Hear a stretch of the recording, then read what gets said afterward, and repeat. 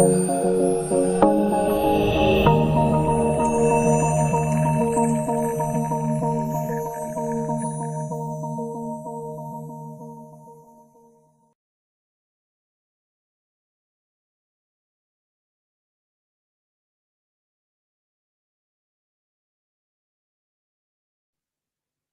kita lanjutkan materi kita. Materi ini adalah materi yang terakhir di pertemuan kita.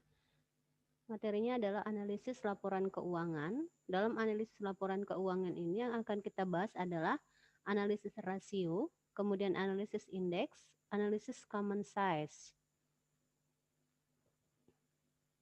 Analisis laporan keuangan merupakan proses evaluasi posisi keuangan dan kinerja perusahaan pada masa sekarang dan masa lalu dengan tujuan menentukan estimasi dan prediksi yang paling mungkin mengenai kondisi dan kinerja perusahaan pada masa yang akan datang. Analisis laporan keuangan juga membandingkan data keuangan 2 periode atau lebih sehingga dapat memperoleh data atau informasi yang dapat mendukung keputusan yang akan diambil oleh pihak-pihak yang berkepentingan. Tujuannya adalah membantu menilai posisi dan kinerja keuangan perusahaan. Kemudian yang kedua, membandingkan posisi dan kinerja keuangan perusahaan pada masa sekarang dengan posisi dan kinerja keuangan perusahaan yang bersangkutan di masa lalu. Yang selanjutnya adalah membantu pemakai melaporkan keuangan dalam mengambil keputusan. Metode analisis laporan keuangan, yang pertama adalah vertical analysis, kemudian yang kedua adalah horizontal analysis. Vertical analysis contohnya adalah common size dan rasio, kemudian horizontal analysis contohnya adalah analisis tren. Metode analisis laporan keuangan, vertical analysis, kita lihat contohnya seperti tabel berikut. Dari tahun 2008 sampai dengan tahun 2010. Salesnya itu 100%, kemudian 2009 100%, dan 2010 juga 100%. Karena peningkatannya tidak terlalu signifikan. Kemudian untuk GNA expensifnya pada tahun 2010 itu meningkat sangat tinggi sebesar 32%. Kemudian net income-nya juga tidak terlalu meningkat, tapi malah mengalami penurunan sebesar 35% dari 37%. Horizontal analysis, contohnya misalkan penjualan di tahun 2009 sejumlah 310.000 dan di tahun 2010 sejumlah 330.000. Persentase perubahannya adalah 330.000 dikurang dengan 310.000 dibagi dengan 310.000 sama dengan 6,5%. Jadi salesnya adalah 6,5%, kemudian net income-nya 9,5%. Rasio keuangan. Rasio keuangan merupakan ukuran statistik terkait dengan dua angka dari laporan laba rugi, neraca atau keduanya. Rasio keuangan memungkinkan dilakukannya pembanding kinerja perusahaan antar waktu ataupun pembanding kinerja antar perusahaan. Tidak semua rasio keuangan harus digunakan ketika melakukan analisis suatu perusahaan. Pilihan rasio yang digunakan bergantung kepada kebutuhan serta tujuan analisis. Sebagai contohnya, pemasok dan kreditur jangka pendek lebih suka konsen pada current liquidity, sementara pemegang saham lebih menyukai rasio profitabilitas untuk menentukan tingkat pengembalian investasi, sementara perbankan akan lebih suka pada profitability dan leverage ratio untuk persetujuan kreditnya. Kemudian analisis rasio keuangan. Analisis rasio keuangan dapat dilakukan secara cross-section atau cross-sectional analysis. Kemudian yang kedua adalah time series atau time series analysis. Kemudian rasio likuiditas. Rasio likuiditas mengukur kemampuan perusahaan memenuhi kewajiban jangka pendek yang segera akan jatuh tempo. Dalam rasio likuiditas ada dua macam. Yang pertama adalah current ratio. Current ratio ini rumusnya adalah aset lancar dikurang dengan utang lancar. Kemudian yang kedua adalah quick ratio. Quick ratio rumusnya adalah aset lancar dikurang persediaan dibagi dengan utang lancar.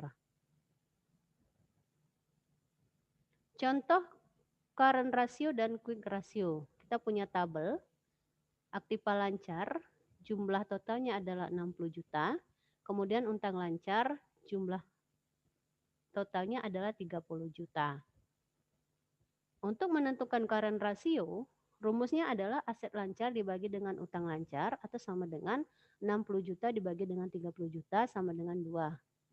Artinya, kemampuan perusahaan untuk membayar utang lancar dengan aset lancar yang ada sebesar 2:1 atau 200% setiap Rp1.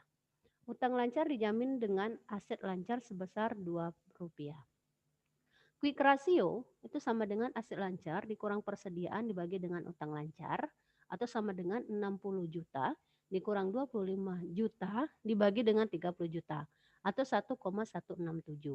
Artinya, kemampuan perusahaan untuk membayar utang lancar dengan aset lancar tanpa persediaan sebesar 1,167/1 atau 116,7% setiap Rp1. Utang lancar dapat dijamin dengan aset lancar tanpa persediaan sebesar Rp1,167. Yang kedua adalah rasio leverage atau solvabilitas. Rasio ini dapat melihat seberapa jauh aktiva perusahaan dibayar oleh utang atau pihak luar dengan kemampuan perusahaan yang digambarkan oleh modal atau equity. Perusahaan yang baik mestinya memiliki komposisi modal yang lebih besar daripada utang. Rasio solvabilitas merupakan rasio total utang terhadap total aktiva. Rumusnya adalah debt to total asset ratio sama dengan total utang dibagi dengan total aset. Rasio utang terhadap ekuitas, debt to equity ratio, rumusnya adalah total utang dibagi dengan ekuitas pemegang saham. Contohnya, hitung debt to equity ratio dan debt to total asset ratio dari data keuangan berikut. Dari gambar tabel, itu bisa kita lihat total utang plus ekuitas pemegang saham sebesar Rp3.250.000.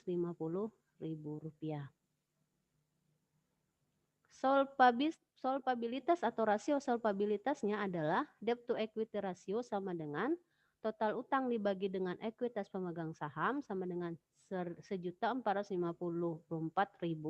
dibagi dengan 1.796.000 atau sama dengan 0,81 atau 81%.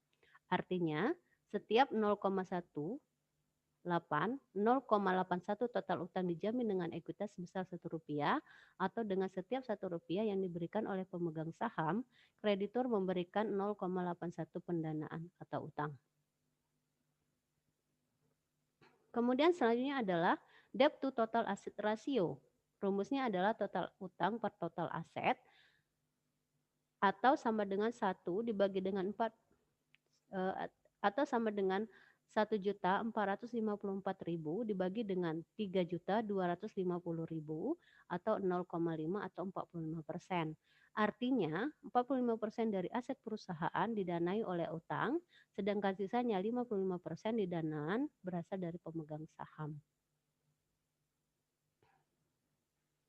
Kemudian yang selanjutnya adalah rasio profitabilitas. Rasio probabilitas merupakan kemampuan perusahaan dalam menghasilkan laba, menunjukkan pengaruh kebijakan likuiditas, manajemen aktiva atau aktivitas, manajemen utang atau solvabilitas terhadap hasil operasional perusahaan. Dalam rasio probabilitas, yang pertama adalah probabilitas dalam kaitannya dengan penjualan, atau dalam GPM atau gross profit margin. Rumusnya adalah laba kotor dibagi dengan penjualan bersih atau sama dengan penjualan bersih dikurang HPP dibagi dengan penjualan bersih. Kemudian NPM atau net profit margin itu sama dengan laba bersih setelah pajak dibagi dengan penjualan bersih. Yang kedua adalah probabilitas dalam kaitannya dengan pengembalian investasi. ROA atau return on asset itu rumusnya adalah laba bersih setelah pajak dibagi dengan total aset dikali dengan 100% Kemudian ROE atau Return of Equity itu rumusnya adalah laba bersih setelah pajak dibagi dengan ekuitas pemegang saham dikali dengan 100%. Contohnya, diketahui laba kotornya adalah 1.312.000, HPP-nya adalah 2.680.000, kemudian total aktifanya adalah 3.250.000, kemudian beban ADM atau penjualan dan umum 912.000, beban bunga 85.000, pajak PPh 114.000, ekuitas pemegang saham 1.796.000. Hitunglah adalah GPM, NPM, ROA, dan ROE. Hasilnya adalah GPM-nya adalah 0,32 atau 32,9%, kemudian NPM-nya adalah 5,04%, kemudian selanjutnya adalah ROA-nya 6,18% dan ROE-nya adalah 11,19%. Selanjutnya yang terakhir adalah rasio aktivitas. Rasio ini menunjukkan seberapa cepat perusahaan menghasilkan kas. Ditunjukkan dengan seberapa cepat beberapa akun dikonversikan menjadi kas. Rasio ini disebut juga dengan rasio efisiensi, digunakan untuk mengukur efisiensi perusahaan dalam memanfaatkan sumber daya atau aktiva yang dimiliki. Rasio aktivitas yang pertama adalah inventory turnover. Rumusnya adalah harga pokok dibagi dengan persediaan. Kemudian inventory turnover index, average days inventory sama dengan 365 dibagi dengan perputaran persediaan atau persediaan dikali 365 dibagi dengan HPP. Kemudian receivable turnover, rumusnya adalah penjualan kredit dibagi dengan piutang. Untuk satu harinya adalah 365 dibagi dengan perputaran piutang atau sama dengan piutang dikali dengan 365 dibagi dengan penjualan kredit. Kemudian aset turnover, rumusnya adalah penjualan bersih dibagi dengan total aset.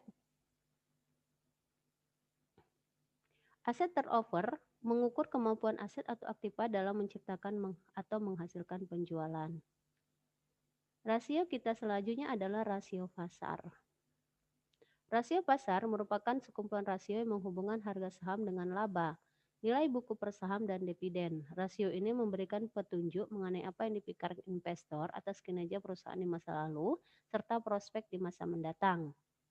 Rasio ini juga memberikan informasi seberapa besar masyarakat atau para pemegang saham menghargai perusahaan, sehingga mereka mau membeli saham perusahaan dengan harga yang lebih tinggi dibanding dengan nilai buku sahamnya. Selanjutnya adalah EPS. EPS merupakan perbandingan antara laba bersih setelah pajak pada 1 tahun buku dengan jumlah saham yang diterbitkan. EPS rumusnya adalah laba bersih setelah pajak dibagi dengan jumlah saham. Kemudian yang selanjutnya adalah PER atau Price Earning Ratio. PER adalah penentuan nilai suatu saham dilakukan dengan menghitung berapa rupiah uang yang diinvestasikan ke dalam satu saham untuk memperoleh 1 rupiah pendapatan dari saham tersebut. Oleh para investor, rasio ini digunakan untuk memprediksi kemampuan perusahaan dalam menghasilkan laba di masa yang akan datang. Rumus PER adalah harga pasar per lembar saham dibagi dengan pendapatan per lembar saham. Kemudian DPR atau Dividend Payout Ratio. Rasio ini melihat bagian pendapatan yang dibayarkan sebagai dividen kepada investor, sedangkan bagian lain yang tidak dibagikan akan diinvestasikan kembali ke perusahaan. DPR rumusnya adalah dividen per lembar saham dibagi dengan pendapatan per lembar saham dikali dengan 100%. Contoh soal. PT Jaya Selalu pada tahun 2012 membayar dividen kepada pemegang saham biasa sebesar 15,120 miliar rupiah. Laba bersih yang diperoleh PT Jaya Selalu 92,77642 miliar rupiah sampai akhir tahun tersebut. jumlah saham PT Saham Selalu yang Jaya Selalu yang beredar 378 juta lembar saham biasa. Nilai buku saham adalah 378 miliar rupiah dan harga saham PT Jaya Selalu di pasar adalah 1.450 rupiah. Hitung EPS, PR, dan DPR. EPR-nya adalah 245,44, kemudian PER-nya adalah 5,9, kemudian DPD per share-nya adalah atau DPS-nya adalah 40 per lembar dan DPR-nya adalah 16,3%. Kemudian selanjutnya adalah analisis common size. Analisis common size adalah menganalisis laporan keuangan untuk satu periode tertentu dengan cara membanding-bandingkan pos yang satu dengan pos lainnya dengan menggunakan persentase di mana salah satu pos ditetapkan sebagai patokan 100%. Kemudian merubah angka-angka yang ada dalam neraca dan laba rugi, di mana pos-pos aktiva di neraca common base-nya adalah total aktiva, pos-pos utang dan ekuitas common base-nya adalah total pasiva, sedangkan pos-pos laba atau rugi common base-nya adalah penjualan.